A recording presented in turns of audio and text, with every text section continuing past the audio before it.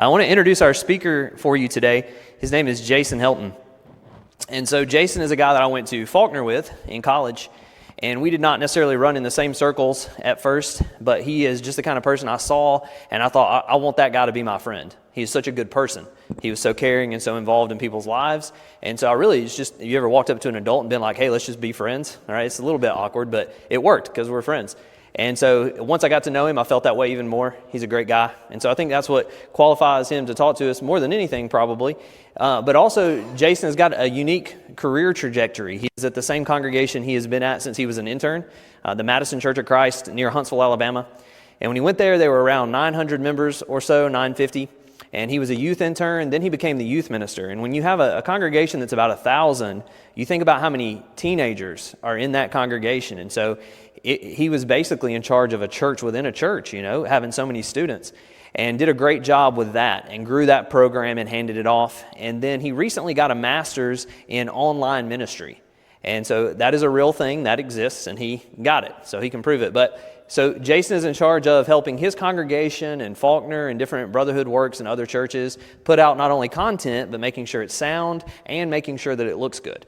And so the congregation that he's at, Madison, has grown. They have about anywhere between 1,150 and 1,200 members on any given Sunday. And so to do that and to grow the right way and to stay sound and all these things is impressive. And I'll just give Jason all the credit for it, the Lord and then Jason. But that's not true. There's a good team, but Jason is definitely a part of that. And he's a good man. And this is very needed, as you guys know. We probably have some issues with phones that we need to address. But every child that we have some influence on needs to have put in their life what he's going to encourage us to put this week. So we're thankful that you guys are here. And Jason, I'll turn it over to you. And I'm going to leave. Good. Then I get to talk about Matt when he leaves. But he took the high road, so I will for now as well, till he exits the auditorium. Thank you guys so much for having me. I'm thrilled to be here with you.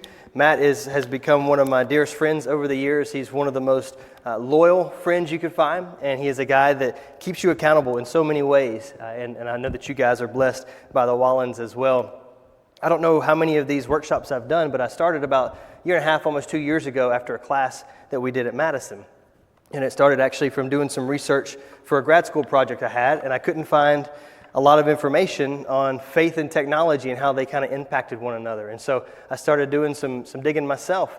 And one of the first places I began reading was in a generational study, a book by Gene Twenge called Generations. And it's got a really long subtitle that I always forget. But it's a great book. I would recommend it. We're going to start tonight looking at some of the data that has come out about different generations, because we all live in the digital age, regardless of your age, regardless of what high school looked like for you, regardless of whether you had the internet as a child or as an adult. We all are a part of the digital age now, and so we have to learn to navigate that together. But before we do that, got a couple of a little quiz game for you. Quick show of hands if you know, who, without saying out loud, what this image is of, what TV show. All right. Sir in the blue shirt, do you have any idea? No, I'm Jason, by the way. What's your name? Ben, nice to meet you. Any idea? No, you want to phone a friend? No? Pick an old person here. Now we get to see who's there. Ah! There we go. If you weren't friends before, you're probably more enemies now. But yes, sir. What's your name? What is it? Reggie. All right, nice to meet you, Reggie. Do you know what this is? I know it. I won't say it. You can't think of it? I got you. All right, I'll give you a hint. The first letter starts with Andy. There we go. We got it. The Andy Griffith Show. Ben, have you ever heard of the Andy Griffith Show? Never heard of it. Man, okay. Wow. I am that years old today. Wow. So the Andy Griffith Show was a popular TV show for like 100 years, man. It's been around for a long time. It started off in black and white, and you had Andy and Opie and the whole town. Ben, do you know what show this is? Without saying out loud. No, you don't? Okay. Does anybody else raise your hand if you know what this show is? Maybe? All right. What's your name? Jonathan. Nice to meet you. I'm Jason. Outer Banks. Look at you, man. This was a really popular show on Netflix. A lot of times when I'll do a workshop, there's a really big mixture, especially if we have teenagers in the crowd. And so they get really excited about this one, while the old folks are like, I don't know. Andy Griffith is better. There you go. Yeah, definitely safer for us to talk about in church, for sure. All right, according to the song by Tommy Two-Tone in 1982, what is Jenny's phone number? There you go. You can't say it without singing it, right? 8675309. Very good. In the 1980s, this is what the kids called Riz. We got the mustache, we got the short shorts. You know, like this is what Riz looked like. Who was this? Magnum PI, that's right. And he had a friend with a helicopter. Like, there's nothing else that says that you're the man than if you have a friend with a helicopter. This is what Riz looks like today. We have not gone far, have we? And I blame Maverick, the movie Maverick. It set us back about 30 years in men's facial grooming, right? The mustache is back, the mullet is back. What a weird time we live in these days. Why do I look at those different images? Well, because I don't think we're all that different.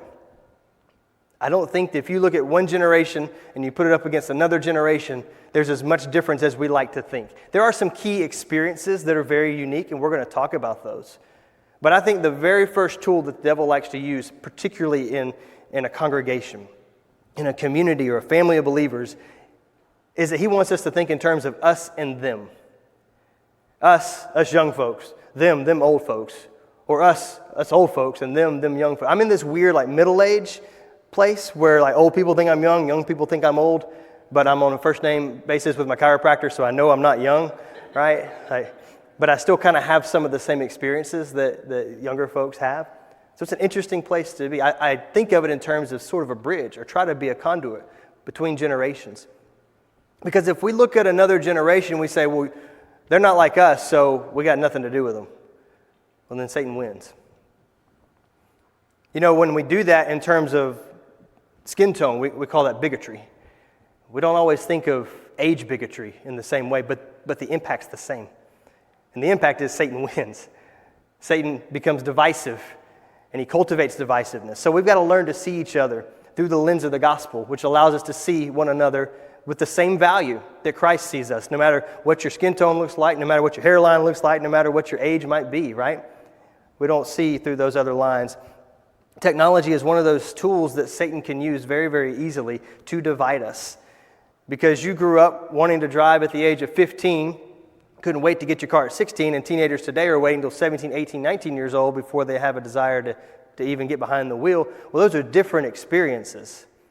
But there's going to be a commonality we're going to see, and that's freedom. Both of us want freedom, really, before we're able to navigate it. And so that's why we start here. In Jean Twengey's book, we're going to reference a lot of her data here in this first session.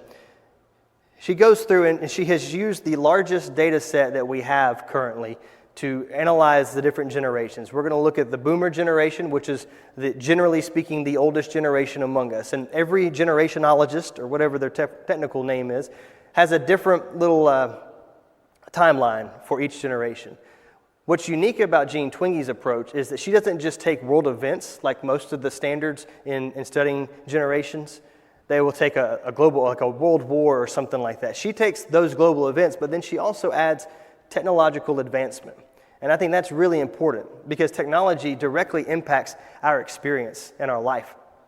Think about it this way. I read once that before the light bulb, which was like 1860s when my main man Thomas Edison had the incandescent light bulb, before that became standard, the average American had about 11 hours of sleep a night.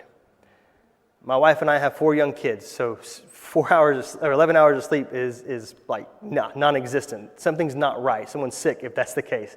Today, the average is closer to 7, which again, 7 sounds like the promised land to me, but just think for a second. If on average, you added 4 hours of sleep every night, how that would change your disposition, how that would change your health, how that would change your emotional response to life. The light bulb fundamentally changed manufacturing. It changed our work schedule. It changed our church schedule. It changed our home schedule.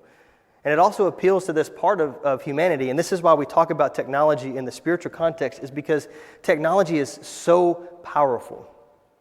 Whether it's good or bad depends on the use. Technology is fundamentally powerful.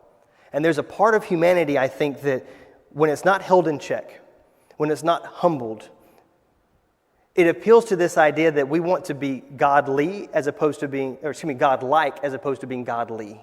And there's a big difference in those two. I think if you go back to the Old Testament and you look at the Tower of Babel, you see that they had created this city and this tower, and there was this this excitement, this satisfaction with what they had done.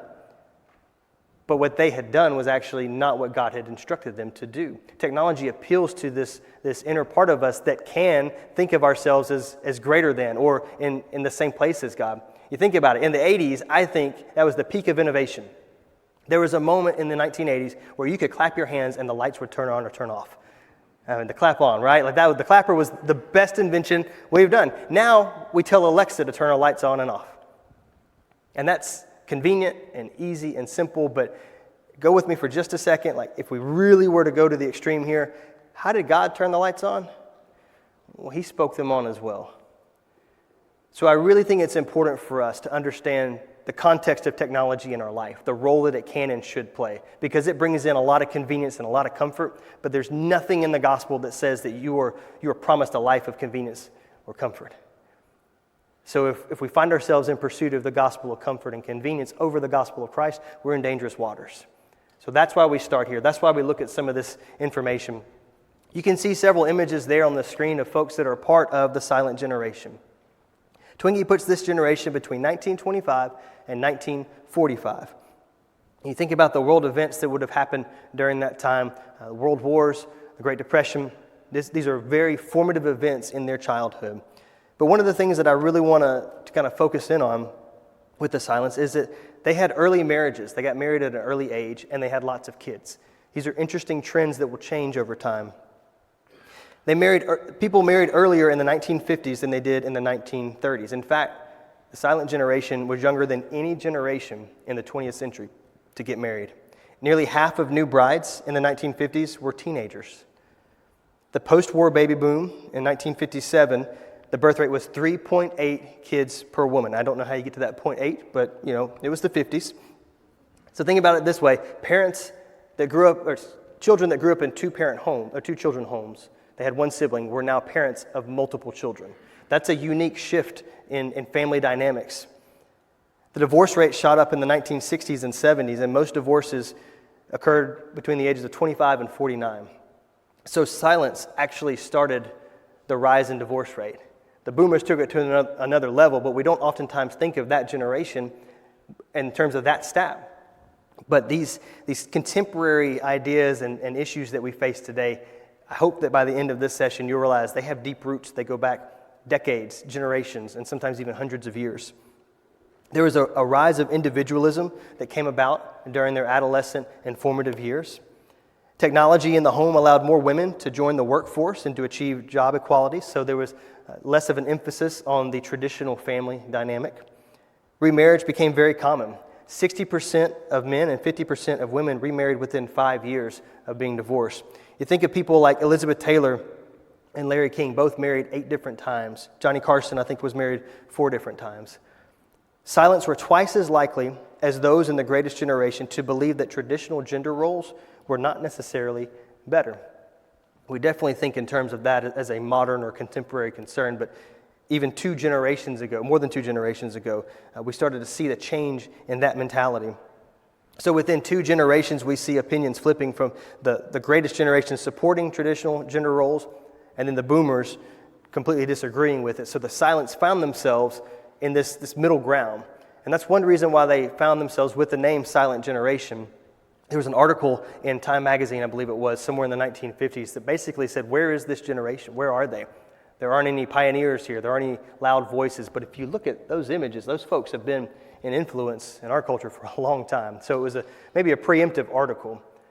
But think for just a moment, how do we think of the greatest generation? I think it's fair to say we kind of put them on a pedestal, right? I mean, we call them the greatest. And that's for good reason. They lived through some crazy times. They lived life in some of the greatest adversity that we've probably seen. But oftentimes when someone gets the almost iconic status, that casts a shadow. So the next generation can't possibly, if they're the greatest, then the next generation at best can only be pretty great. But then on the other side, you also have the really loud boomer generation that's going to be coming up and coming of age in just a few years, and they're loud. And there's more of them than we've ever seen. At the time, they were the largest generation in American history. So the Silents found themselves in between these two marquee generations, these two bookends of sorts. One really loud and revolutionary, and the other that was iconic almost. And so it took them a while, as a generation at least, to sort of find their voice. There were advances in healthcare during this time, which meant that people lived much longer. This generation was the first generation to have the majority of their population graduate high school. That's an interesting statistic to me. I grew up in an age where everyone was assumed you would graduate high school, and most everybody generally felt the pressure, or at least had the direction to go into college at some point. That's significant. This is the first generation in American history where the majority of their population graduated high school, so they're more educated than previous generations. There was consistent political power in this generation. Think of people like Mitch McConnell, Trent Lott, Harry Reid, Nancy Pelosi, Newt Gingrich, Ruth Bader Ginsburg, Sandra Day O'Connor, Antonin Scalia. All of these folks have been in political power for what seems like 120 years, right? They've been around for a while. Well, if your generation is the key player in legislating the laws of the land, you have significant influence. So what they believed and their convictions were important, because that's generally what drove the legislation in our country.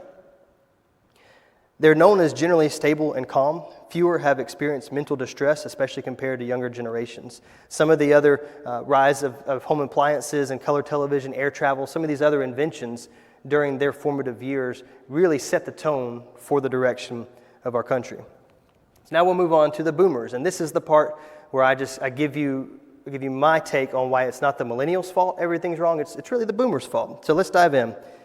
I'm also really happy to be the only one with the microphone during this session. There will be no rebuttals allowed. So the boomers were generally born between 1946 and 1964. One of the most interesting stats to me when it comes to their influence is that over the last, I believe, 6 presidents, we've only had 5 out of the last 6 presidents of the United States have all been a part of the boomer generation. Our last election, we had 2 options. Donald Trump was born in 1946. Kamala Harris was born in 1964. Both of them still technically fall within the realm of boomer generation, but it was spun very differently, right? One was very old and one was very young, and yet they touched the bookends of the same generation. The only non-boomer president over the last 6 presidents was Joe Biden. Out of 6 presidents, only 1 was a member of the silent generation. That's very interesting. Choice was at the center of the boomer experience. There was a big rise in self-focus. There was a big effort and a big push for gender equality. Counterculture kind of became the mainstream during their formative years. You also saw an increase in mental distress and depression. They were very dominant political chameleons. So as I mentioned before, 5 out of the last 6 presidents were a part of this generation.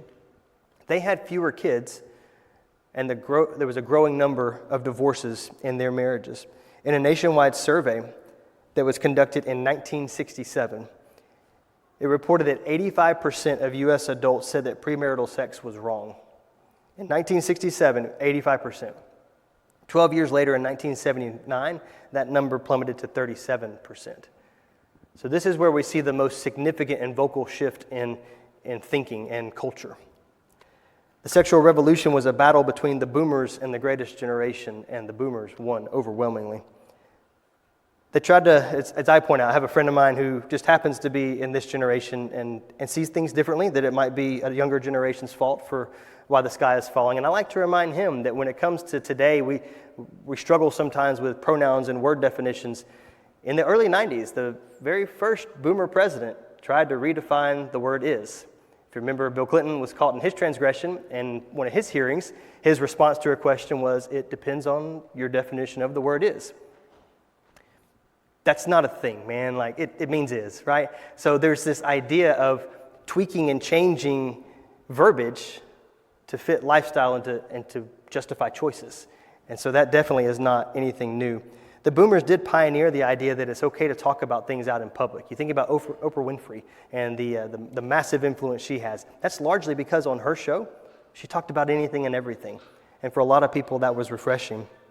The world seemed to change with the rise of the boomers. This was an interesting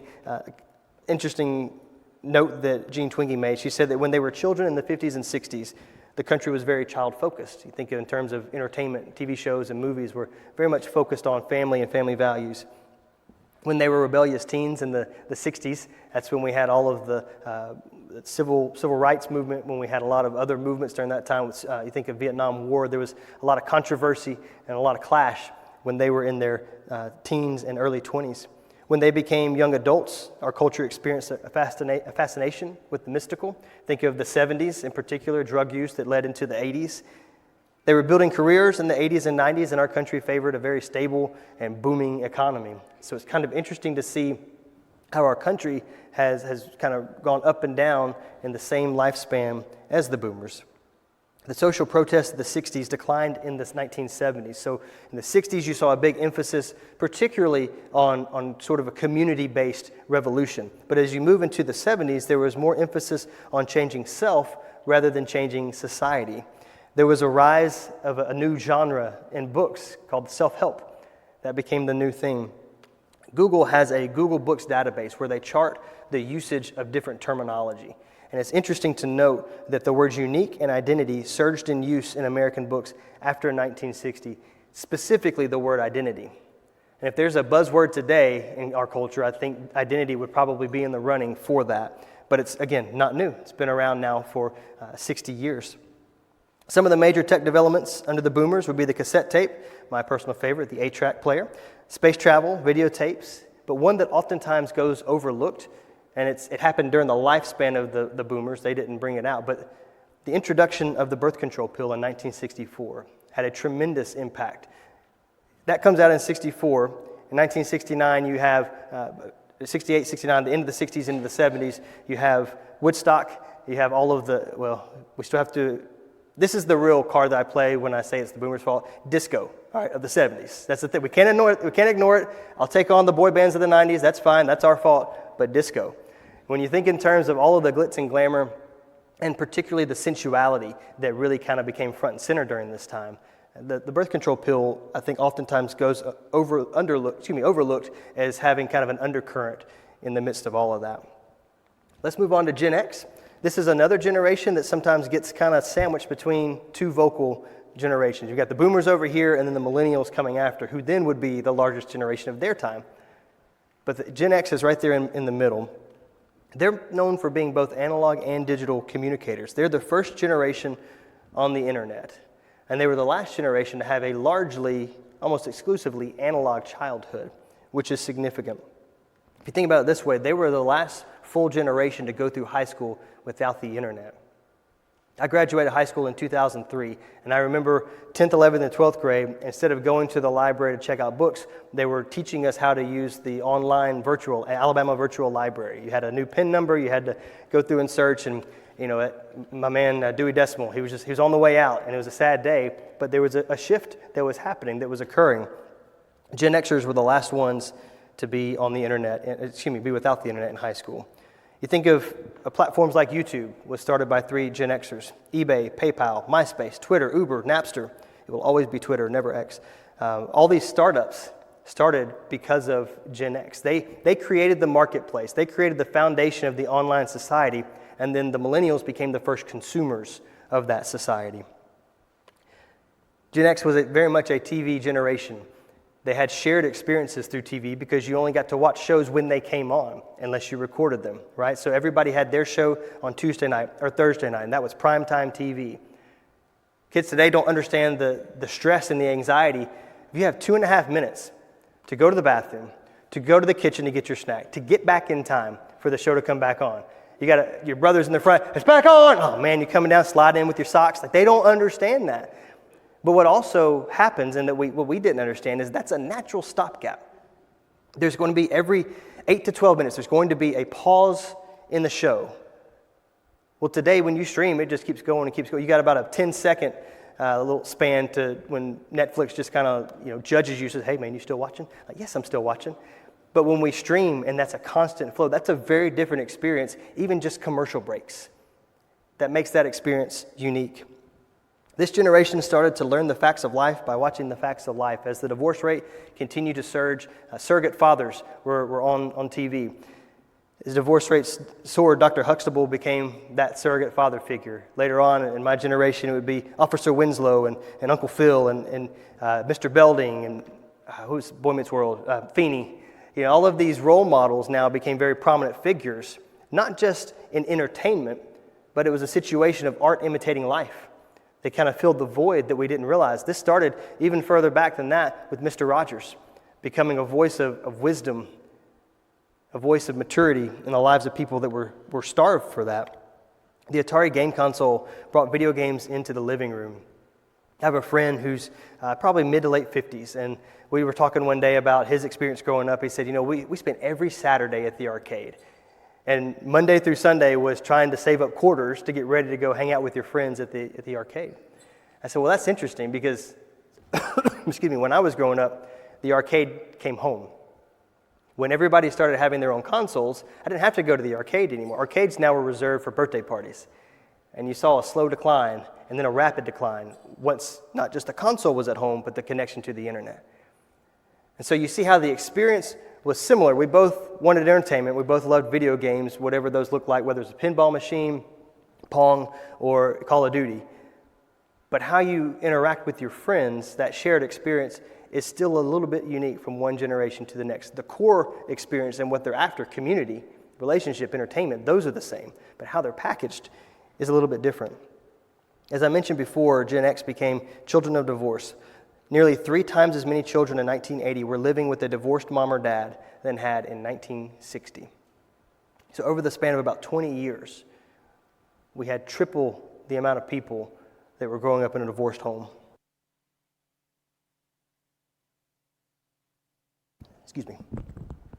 They were neglected and left to their own devices. As William Strauss and Neil Howe, they were kind of the original voices of generational studies before Twenge published her book. They noted that after-school programs weren't really normalized until the 1990s. So Gen X is a part of this latchkey kid generation that doesn't really exist as much anymore, at least not in the same way. Boomer schools were slow to recognize that mothers were no longer at home. So when children got off the bus, they would walk to their door and they'd look under the flower pot or under the under the map, find the key, latchkey kids, and they would be at home for 1, 2, or 3 hours by themselves, left to their own devices. There's a maturation process that happens that we didn't realize with something like that. Being on your own, forming your own responsibilities, whether good or bad, getting into mischief and bearing those consequences. That doesn't happen today when there are cameras everywhere. Children grow up in a surveillanced environment more so than an environment of freedom. Gen X married later than any generation in American history.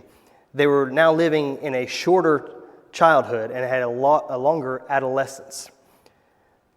Boomers married on average at the age of 20 for women and 23 for men.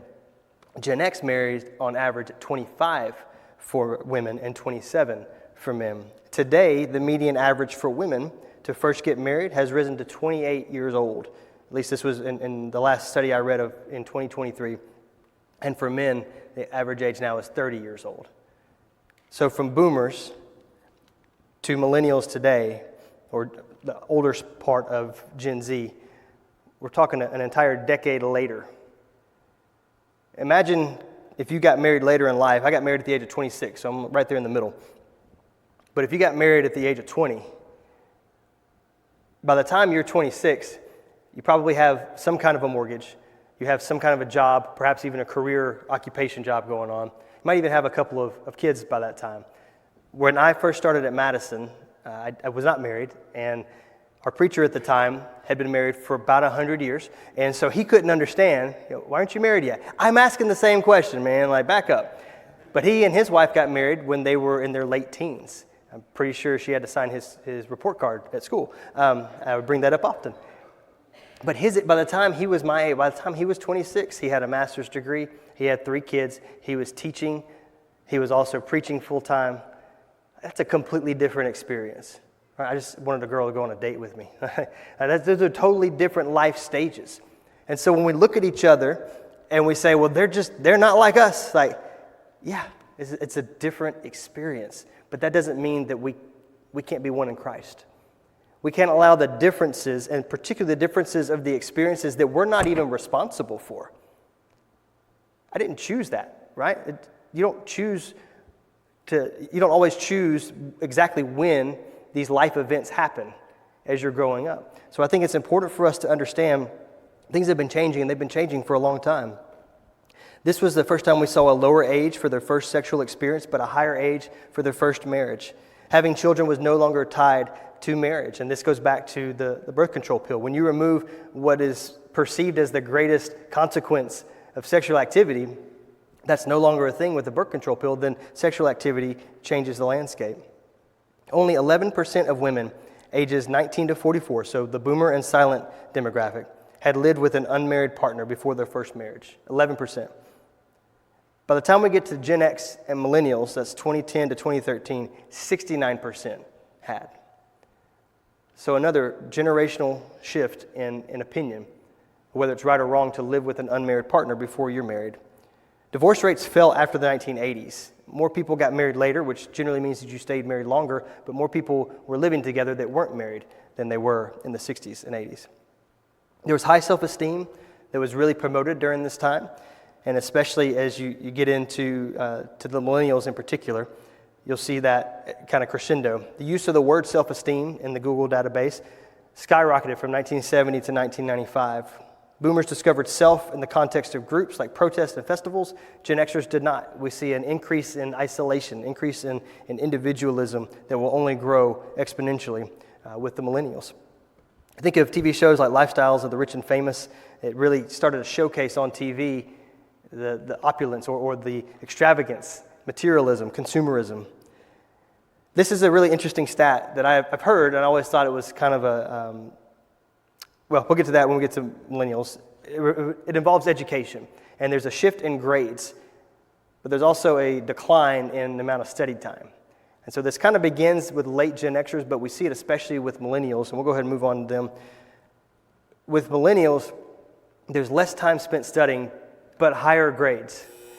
And I don't know about you, but that equation usually didn't work out well in my life.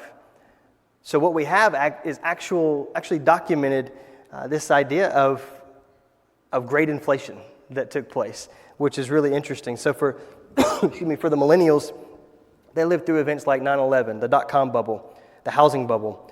After 2000, first singular pronouns began to take off in literature, and there was a decrease in collective pronouns. Students spent less time doing homework, but continued to have grades go up, so boosting empty self-esteem. And what we've seen is that when you have achievement without adversity, you don't have resilience. You have a crisis just waiting to happen. And that's what we've seen, particularly with the millennials. They're digital natives, so this generation came of age as the internet was advancing. If you understand what it means to hear that, but then to wait 4 days for a Dave Matthews Band album to download, only to find that it was actually mislabeled as a Conway Twitty album, then you understand the struggle of the millennials. Analog methods of music entertainment were on the way out. Digital was on the way in. Lars Ulrich was everybody's favorite drummer from Metallica, until Napster happened, and then everybody hated him because he stood in the way of our free music. This paved the way, not just for social media that we see today, with Facebook coming on the scene in 2004, but also the way we stream entertainment and music was happening. The millennials were the first generation in which more than 1 out of 3 had a 4-year degree by their late 20s. So the social norm had shifted to pressuring millennials to go to college. But once they graduated college, the promised job market wasn't there. So they were left with a tremendous amount of debt, of college debt. There was a mispainted picture here. But then also we go back to the grade inflation. There's also not the resilience to handle that. And so what we see particularly with the millennials is the first generation to truly struggle with suicide ideation, anxiety, depression, the triad in counseling world. Anxiety, depression, and suicide ideation. We'll get to Gen Z. I don't have a ton. We're getting more and more research about them. But we're going to talk more about Gen Z's experience over the next few sessions, particularly the first session tomorrow. So I won't spend as much time with them right now, but I will highlight a couple of things. One, there's obviously a big growth in the LGBTQ community. They're grown up slowly. They have this delayed adulthood. There's actually a new life stage that's been coined as a result of their experience. They are drinking later in life, they are having sex later and less often in life, and they're driving much later in life than generations before them. The milestones and the rites of passage that have been a part of generations are no longer the same milestones for their generation. Politically, they're a bit polarized, but I'll be honest, I have found them to be incredibly creative and are really desperate for a cause to get behind and to share. Part of our job as the adults in the room is to point them to worthy causes and to teach them how to think in terms of what has spiritual value. Gen Alpha, this would be my kids' generation, to be determined. We don't really have any data on them just yet. So far, they're spunky, they cry a lot, and some of them are pretty good at baseball. But we'll see.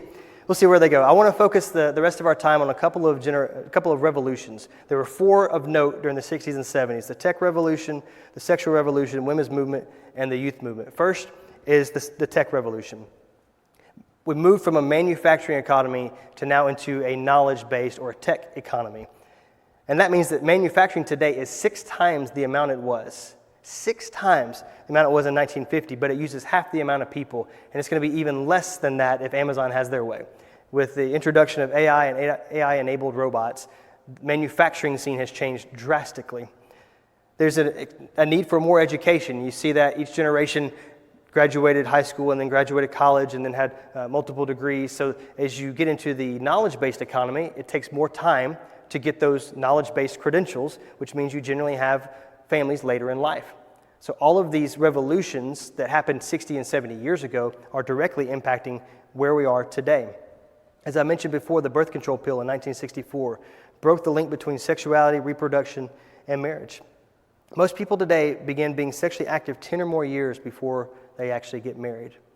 Another stat that we'll see in the next session is that most people today have their first encounter with sexual content, adult content, at least 10 years before they have an actual sexual encounter with a person.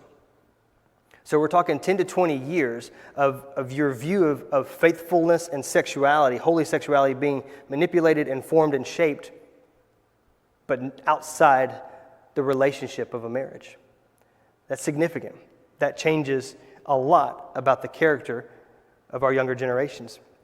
We hear this phrase a lot, work smarter, not harder. Well, I think what happened is that we started to raise a generation on work smarter, not harder. And then they entered into this tech age, the digital age, where they don't have to work very hard because they can work very smart and they can automate a lot of things. So perhaps work smarter, not harder eventually yields a generation that no longer knows how to work hard the way previous generations did. Sometimes that's good, sometimes that's bad. Nuance. How do you teach someone to work hard? Well, usually it happens by working alongside them. Being a voice that they'll actually listen to. Putting their hand to a plow of a cause that they actually believe in so that when they get to a cause that sometimes you just got to go to work, well, there's resilience there as opposed to, well, I don't want to. So sometimes our philosophies don't align with actually the destination that we're truly aiming for. I did this workshop at a middle school and high school last year, and I asked the faculty members to give me the 3 greatest challenges that you experienced in middle school and high school. And this is the collective list: peer pressure, fitting in, body image, bullying, time management, school stress and drama, social media, finding purpose. I then showed this list to the student body and asked them if there were any of those that they disagreed with. A hand went up for every single one of them. So I go back to my point that we're more alike than we realize. And we're definitely more alike than Satan wants us to think we are. And so we have to see each other in that same vein. What has been is what will be. And what has been done is what will be done. And there is nothing new under the sun. We read this in Ecclesiastes. I believe it. I believe if you look at history, you see rhythms and you see patterns in not just different empires, but in humanity. Because we all have the same needs. We have a desire to be known. We have a desire to be heard, to be loved. And we have a desire to do something fulfilling and to be a part of something. All of those things. There's really 3 questions that every adolescent is seeking to answer in their adolescent age of life. And many of us are still seeking answers. Who am I? Where do I belong? Excuse me, what is my purpose? Identity, community, and purpose. They're all found in Scripture. They're all found in Christ. They're all found in His church. But I'm afraid that for too long, the church has been answering questions that aren't being asked. These are the questions that are being asked. These are the questions that we need to be answering and showing them where the answers are in Scripture. Because we can't afford to lose another generation. We can't afford to lose another individual soul. Why is it important to talk about this? Why do we start with generations? Because we have to learn to listen to each other. We have to learn to be able to learn from each other. If our experiences are more similar than different, but we don't ever talk about them, if the 65-year-old never informs a 16-year-old about their experience growing up, then we're leaving a wealth, a lifetime of wisdom sitting on the table. One of the challenges we have at Madison, being a fairly large church, is that when you get real big, it's hard to stay small sometimes in your relationships. So we divide our Bible studies on Sundays. Sunday nights divided by general life stage. We don't check an ID card at the door or anything like that, but generally speaking, you go in the general life stage that you're a part of. And that's really good. Unless your life doesn't fit nice and neat into one of those titles. And then it can be real hard. Then Sunday night can be one of the hardest hours of your week. So in our efforts to connect people, we tend to kind of segregate people. It's hard to find that balance sometimes. That's why it's important for every single person to understand that there's someone out there that I need to be mentoring, and there's someone out there that I need to be learning from and be mentored by. That's discipleship in the church. That is what makes a body of believers grow with balance and health. It's because we have energy and we have excitement and curiosity of the younger generation. Couple that with the wisdom of the older generation. Not just experience, but their wisdom in the Scriptures. And I hope there's curiosity there still too. Sometimes as we get older, we lose that curiosity. And so when the younger generation comes with their excited curiosity, we're just kind of aggravated by it. Or we don't trust it. What I'm learning as a parent is that part of my role is not to ignore or to squash my kids' curiosity. It's to guide their curiosity. And so when they ask questions, I want to be seen as an authority. Now more than ever, with ChatGPT and all the technology out there, in the 90s, we went and asked Jeeves a question. Now you Google it or you go to ChatGPT. Like, there are so many options for answers. However, there's only one answer that is truth. And there's only one option for that answer. But as moms and dads, and as even more so than moms and dads, as relatives, aunts, uncles, grandparents, or that older Christian that sits on the other side of the pew or sits right behind them. What happens when you show up at their ball game? Oh, wait a minute. They chose to be here to watch me. Oh, man, wow. Okay, well, next time they see me or I see them, my ears are going to perk up. I'm going to listen because they listen to me. They listened when I said I'm playing a ball this week. Wow. Man, when we are actually in each other's lives, we don't just keep mutual appointments here in the auditorium. The people that keep mutual appointments are prisoners, right? They're told when to go, where to go, and children, a lot of times, even when they revolt. We go to doctor's appointments. Like, this is not an appointment. This is life together. This is a meeting place. This is a gathering place for us. Just happens to have great arches as well, right? So when we gather with each other, anytime that we are together, Jesus said, whenever there are a few, just a small number, 2 or 3 are gathered in my name, I'm there with them. We got to make sure that the next generation understands that. The problem is a lot of times in our churches, it's hard for them to find identity, community, and purpose. And so they go online and they find all 3 of those in some capacity. And that's a shame. For a single congregation of the church to not explicitly scream, this is a place to belong to God and to His people, to be in Christ, and then to get every benefit of being in Christ. So that's the challenge that we face from a church culture standpoint. And it's a real challenge because the digital age offers a lot of options. None of them have the truth. None of them have the Spirit of God a part of them. The church does. His scriptures give us wisdom and direction, but so do the wise Christians around us. So let's make sure that that's an emphasis that we put on here. In 1 Corinthians chapter 12, Paul is talking to a church that has struggled with division. They've struggled with some isolationism. They struggle with really maturity. And so in 1 Corinthians chapter 12, beginning in verse 21, he says, "The eye cannot say to the hand, I have no need of you, nor again the head to the feet, I have no need of you. On the contrary, the parts of the body that seem to be weaker are indispensable. And on those parts of the body that we see less honorable, we bestow the greater honor. And our unpresentable parts are treated with greater modesty, which our more presentable parts do not require. But God has so composed the body." Excuse me. "But God has so composed the body, giving greater honor to the part that lacked it, that there may be no division in the body, but that the members may have the same care for one another. If one member suffer, we all suffer together. And if one member is honored, we all rejoice together." If you think that your pinky toe is just nothing, has no value, lose it and see how easy it is to walk. Too often, people come a part of our congregations and then they leave and no one feels the pain and the hurt except for that pinky toe that's off on its own. We can't allow that to happen. God gave us eyes and ears so that we can see and hear. A lot of times the digital landscape gives us an opportunity to see a red flag. If somebody's hurting, a lot of times they won't share that face to face, but they will share it online for whatever reason. And when we see that as brothers and sisters in Christ, we see that they're hurting, we stop, we send a text, we make a phone call, we show up on their doorstep with a casserole because we're Southerners and that's what we do, right? We love casseroles because we love being in each other's lives. We find a way to reach out. When I first moved into this role out of youth ministry, we had an elder, and at the time he was one of the oldest elders in the room, and what he said was so profound, and it has kept the direction of my role in sharp focus. He said, "Jason, I am thrilled that you're going to be in this role. I think you're the man for the job. I think this is going to be a great benefit. But I want you to understand one thing. We want to be high-tech, but the only reason we want to be high-tech is to help us to be high-touch, to make sure that we can be in each other's lives effectively, that we can take the gospel more effectively and amplify its message. That's why we see value in having this role here. And that has given me so much direction in life, because it's not just for the title media outreach minister. That's for every Christian. Everything that we have today is a toolbox.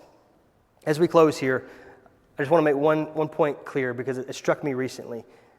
The only thing that changes from one generation to the next really is the experience. When I look at that image of Vietnam, I see history. And I think in terms of like Ken Burns documentaries or a few textbooks, we never actually got to Vietnam. It was always on like the last test of the school year, but we never made it into the 21st century studying. But when I look at this image, this was an experience for me. For my kids, that's history. That's their Vietnam. For me, that's 9/11. I can tell you exactly where I was throughout the day. I still, when I hear music from that era and I see footage, I get chills because that was a memory. I have a visceral reaction to that. That's the difference, history and memories. The next generation needs to know your memories so that it's more than just history to them. If we want the scriptures to come alive, that's the exercise we're trying to do. This is not a history book. This is not a list of rules. This is if anything, it's a journal, right? God gives us insight into who He is and what He wants for His people. We get to read the mind of God here. We get to understand better what He wants, His will for our lives. We're going to talk a lot about Romans chapter 12 and verse 2. Do not be conformed to this world, but be transformed by the renewing of your mind. A lot of times I used to stop there, but the next part's really important. So that you may discern the will of God in your life.